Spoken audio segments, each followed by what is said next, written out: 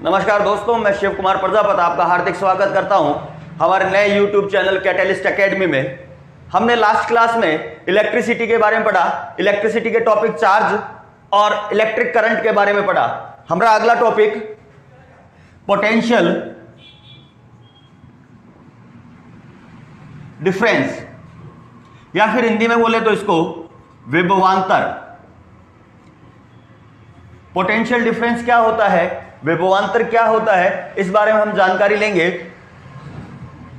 जैसे मान लेते हैं हम यहां दो बीकर लेते हैं और दो बीकर को पानी से बराबर लेवल तक भर देते हैं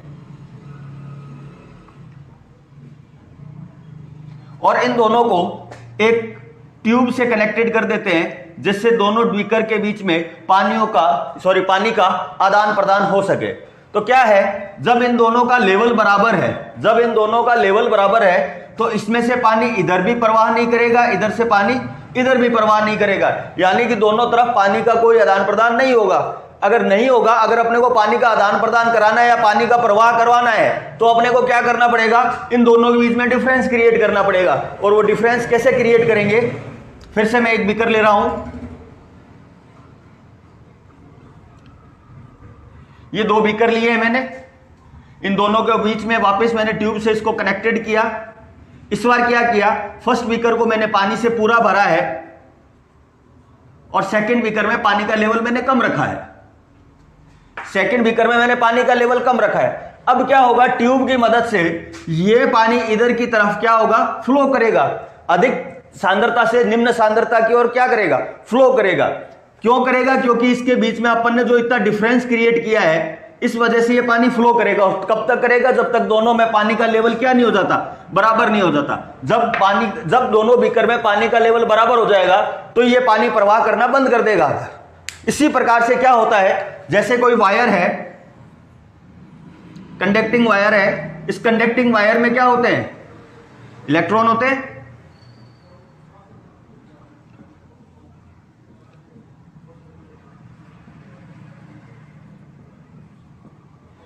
फ्री इलेक्ट्रॉन पाए जाते हैं।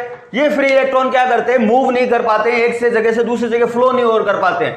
इनके अंदर फ्लो कराने के लिए अपने को भी इसके अंदर डिफरेंस क्रिएट करना पड़ता है और वो कहलाता है पोटेंशियल डिफरेंस। और तार के अंदर वो पोटेंशियल डिफरेंस जो होता है वो मान लो किसी बैटरी के कारण होता है।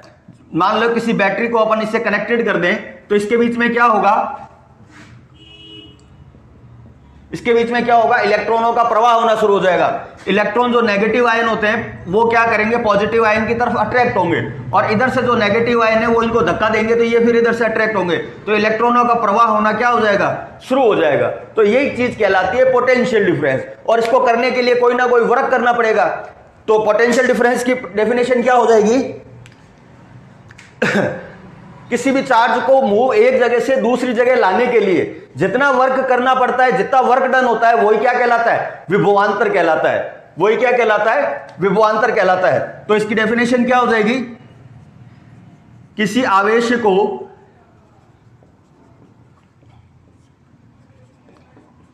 एक बिंदु से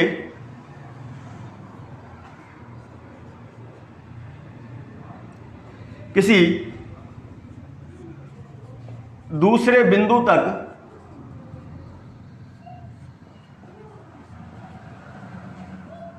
लाने में किया गया कार्य विभवांतर कहलाता है।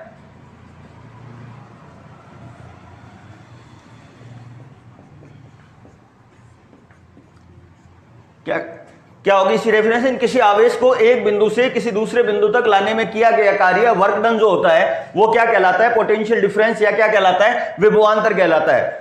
और इसका फॉर्मूला क्या हो जाएगा, V equals to W upon Q।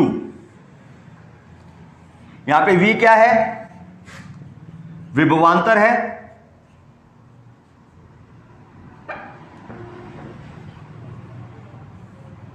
इसका मात्रक, इसकी यूनिट जो होती है वो होती है वोल्ट। वॉट नहीं होती है, ध्यान रखना, वॉट नहीं होती है, वोल्ट होती है। और इसे V से अपन क्या करते हैं, प्रदर्शित करते हैं, इसे डिनोट जो करते हैं वो किससे करते हैं, V से करते हैं। W जो होता है अपना वर्क डन या फिर किया गया कार्य। इसकी जो यूनिट होती है वो होती है जूल। क्यू क्या होता है? आवेश। जिस आवेश को अपन ले जा रहे हैं, जिस आवेश को एक जगह से दूसरे आवेश, जितने आवेश को ले जाना है वो क्या कहलाएगा? आवेश। इसका मात्रा का अपन पहले ही पढ़ चुके हैं, कूलाम। तो क्या हो गया? V equals to W upon Q.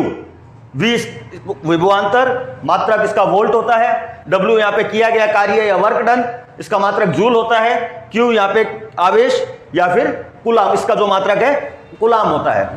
अब क्या होता है, वो विभवांतर को मापने की जो यूनिट होती है, विभवांतर को मापने की जो यूनिट है, विभवांतर किससे मापा जाता है? तो विभवांतर मापा जाता है आपके वोल्ट मीटर से।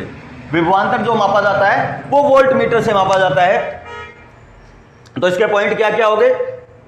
किसी आवेश को एक बिंदु से किसी दूसरे बिंदु तक लाने में किया गया कार्य विभवांतर कहलाता है। V upon two W upon Q. V यहां पे विभवांतर है जिसका मात्रक वोल्ट होता है, W यहां पे किया गया कार्य जिसका मात्रक जूल होता है, Q यहां पे आवेश जिसका मात्रक आपके कूलाम होता है, और इसको जो मापने की यूनिट होती है वो होती है आपके वोल्ट मीटर। तो आप इसके लिए आप स्क्रीनशॉट अगर लेना चाहो तो आप स्क्रीनशॉट ले सकते हैं अभी।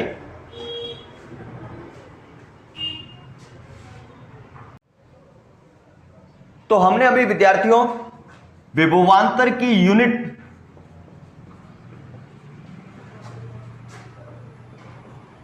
देखी, वोल्ट, और इसको जो मापने का यंत्र था उसको देखा अपन ने, वोल्ट मीटर। अब वोल्ट मीटर क्या होता है इसके बारे में थोड़ी जानकारी ले लेते हैं।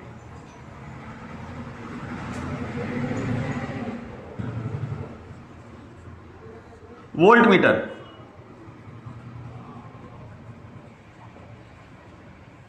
सबसे पहले पॉइंट, इसको डिनोट किससे करते हैं? इसको डिनोट किया जाता है इस प्रकार से, किसी भी सर्किट में अगर वोल्ट मीटर को डिनोट करना हो तो हमेशा इसको इस प्रकार से किया जाता है। दूसरा पॉइंट, जो वोल्ट मीटर होता है उसका प्रतिरोध अत्यधिक होता है। जैसा अपन ने अमीटर में पढ़ा था, अमीटर का जो वोल्ट प्रतिरोध होता है वो बहुत कम होता है, वही वोल्ट मीटर का जो प्रतिरोध होता है वो बहुत ज्यादा होता है या अत्यधिक होता है। तीसरा पॉइंट, वोल्ट मीटर को सदा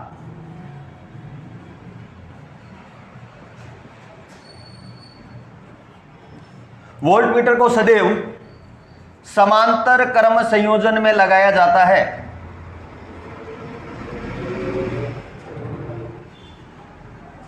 वोल्ट मीटर को सदैव समांतर क्रम संयोजन या पैरेलल कॉम्बिनेशन में लगाया जाता है। किसी भी सर्किट में जब अपने को वोल्ट मीटर लगाना है तो उसको हमेशा पैरेलल कॉम्बिनेशन में लगाएंगे, जबकि आमीटर को जब लगाते थे तो आमीटर हमेशा किस में लगता था? सीरीज कॉम्बिनेशन में लगता था। जैसे मान लेते हैं, इस सर्किट के थ्रू देख लेते हैं कैसे लगेगा।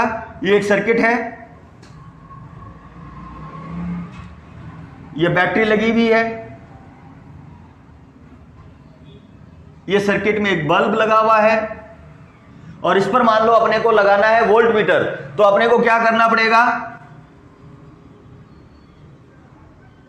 वोल्ट मीटर को जो अपने मान लो कोई भी अपन ने यहां पे युक्ति लगाई है, जो भी चीज लगाई है, उसके किसके लगाना है? पैरेलल में लगाना है, उसके पैरेलल में लगाना है। तो ये वोल्ट मीटर जो लगता है वो सदैव किस में लगता है? पैरेलल कॉम्बिनेशन में लगता है।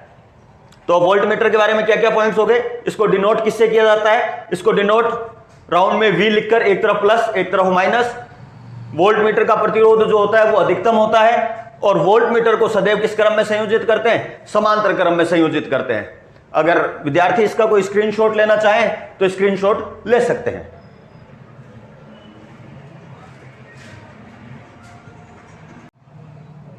तो दोस्तों, कई बार एग्जाम में क्वेश्चन आता है,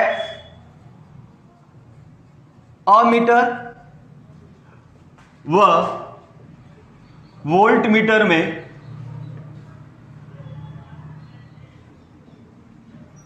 अंतर लिखिए, अमीटर और वोल्ट मीटर में डिफरेंस लिखिए। तो उसके लिए मैं अपने 3 डिफरेंस बनते हैं जो आपको बता देता हूं। जैसे यहां लिख दिया अमीटर, दूसरा यहां वोल्ट मीटर,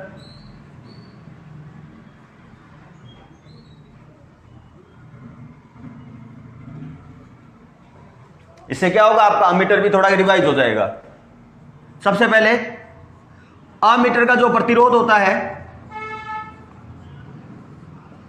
अमीटर का जो प्रतिरोध होता है वो अल्प होता है, वो बहुत कम होता है। और जबकि वोल्ट मीटर का जो प्रतिरोध होता है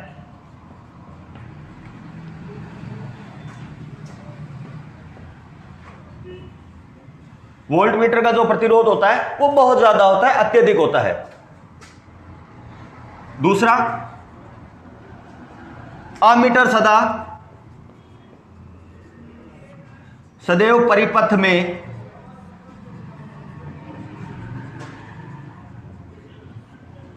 श्रेणी क्रम में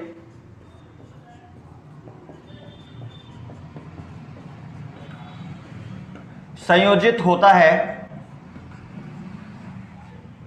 अमीटर हमेशा सदैव परिपथ में कौन से क्रम में, श्रेणी क्रम में संयोजित होता है। किस क्रम में होता है, श्रेणी क्रम में होता है। जबकि जो वोल्ट मीटर होता है वो सदैव परिपथ में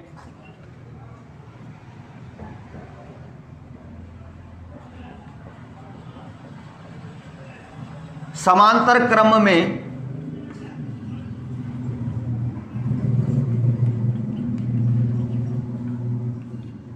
संयोजित होता है।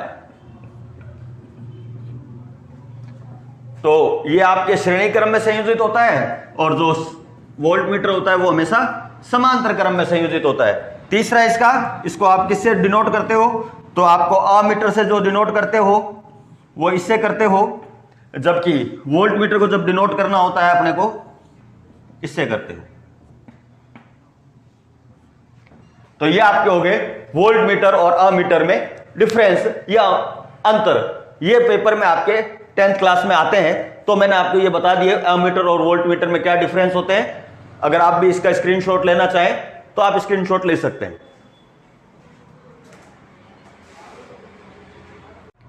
तो दोस्तों अपन ने वोल्ट मीटर और अमीटर के बीच में अंतर पढ़ लिए, पोटेंशियल डिफरेंस के बारे में पढ़ लिया, इलेक्ट्रिक करंट विद्युत धारा के बारे में पढ़ लिया। अब जो अगला अपना टॉपिक है वो है ओम्स लॉ या फिर ओम का नियम।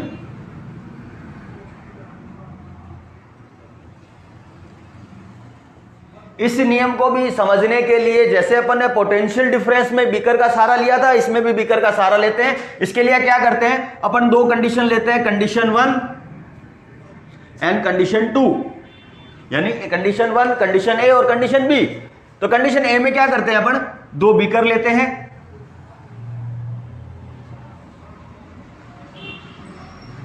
और इन दोनों को क्या करते हैं, एक ट्यूब की मदद से इन दोनों को आपस में कनेक्ट कर देते हैं। अब कंडीशन बी में भी ऐसा करना है, 2 बीकर लेने हैं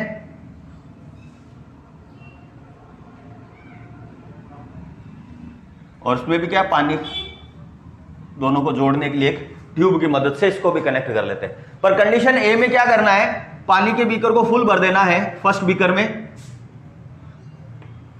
और सेकंड बीकर में थोड़ा सा लेवल कम रखना है। और कंडीशन बी में क्या करना है, फर्स्ट को तो फुल भर देना है पानी के बीकर से और जो सेकंड कंडीशन में जो सेकंड बीकर है उसमें पानी का लेवल कम रखना है।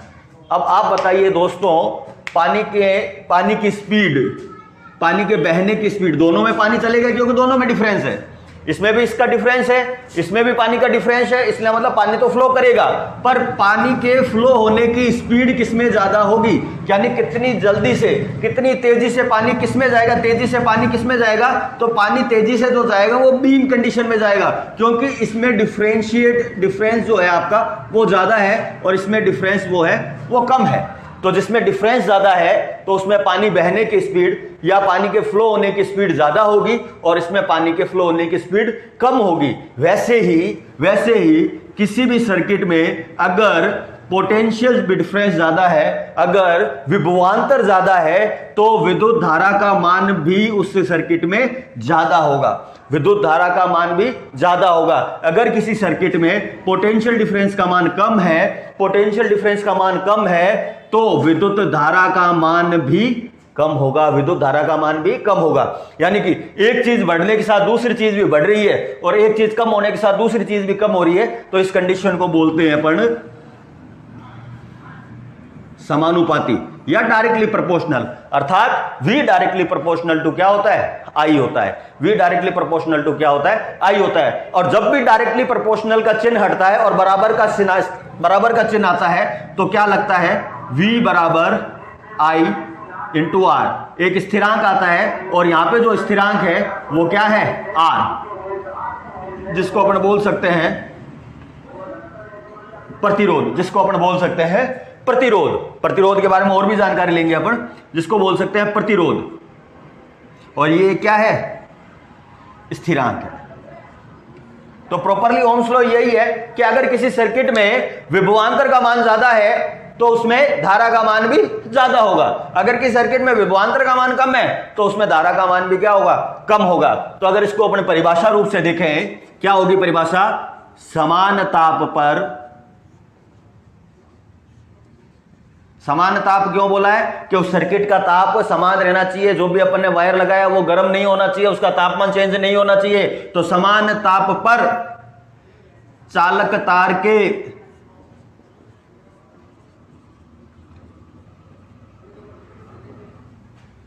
सिरों पर उत्पन्न विभवांतर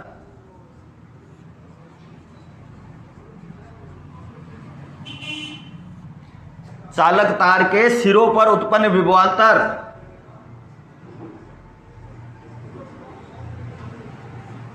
चालक तार में